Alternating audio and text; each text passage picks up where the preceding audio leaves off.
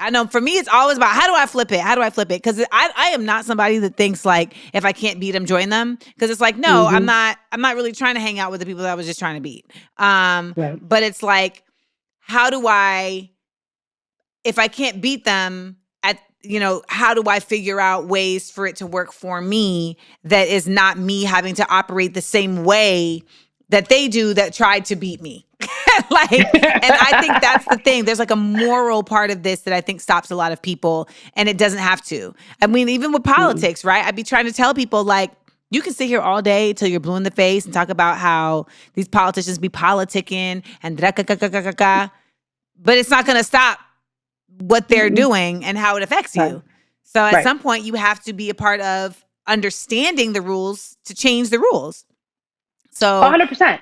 100%. But see, here's the thing. The moral aspect, right? And some people say it's immoral to leave a legacy or to leave money to your kids because they'll lose that grit. They got to pull themselves up mm, from their bootstraps, just like I had to. I have heard that from my baby boomer and elder clients who say, yes, I had to work for this. They're not getting a handout from me. And when we sit down and look at the numbers, and I say, hey, by not doing an estate plan here in California, you're going to lose X, right? $1 million gross value estate in California.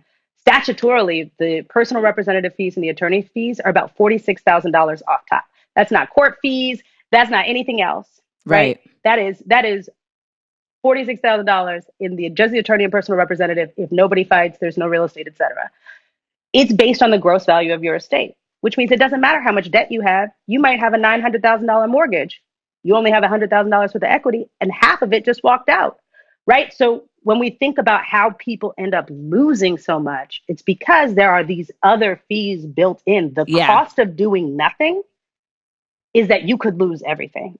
And I don't get up and go to work every day and work this hard to create something that's just going to disappear and be redistributed through a court process to everybody else but the people that I love, so that Right. they have to start over and compete with other people who did get an inheritance. How can they compete? How can you put a down payment on a house if you don't have any money? How do you compete?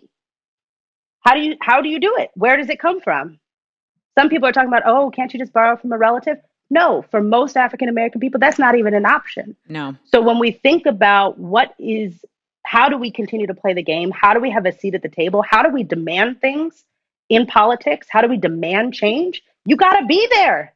You have to have a seat at the table.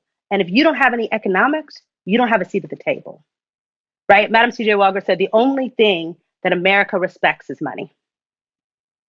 She said, what the Black community needs is a few more millionaires. I would say in that time, that's true.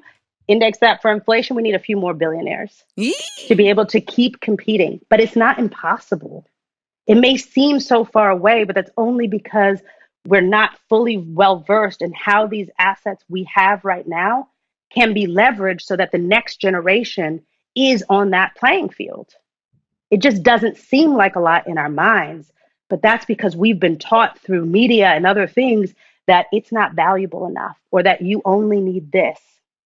And for all those people who are listening, a will, when you own real estate, is insufficient because a will still needs to go through the court process and be certified by a judge. What a will does is a will says who you want it to go to, which is valuable, but it doesn't protect against all those other fees. And it still puts the court in charge of those assets, which means they could sell that house if there's debts that need to be paid and not enough cash. But a Mm. trust is a separate vehicle. It is private. You actually are changing the title to your home while you are alive. So from you personally to you as trustee of your trust, which means you still control it, you still have full access to do all these things. But when you pass on, you've already picked who's legally able to transact on that house and on that property. So wherever it's supposed to go next, you don't need a judge to do it. Now, I'm talking about a living revocable trust at this point, and the multi-generational trust is really our legacy trust. But there are lots of types of trusts. There are Medi-Cal or Medicaid planning trusts when people need to get qualified for care, Mm-hmm. right? Those are needs-based plans.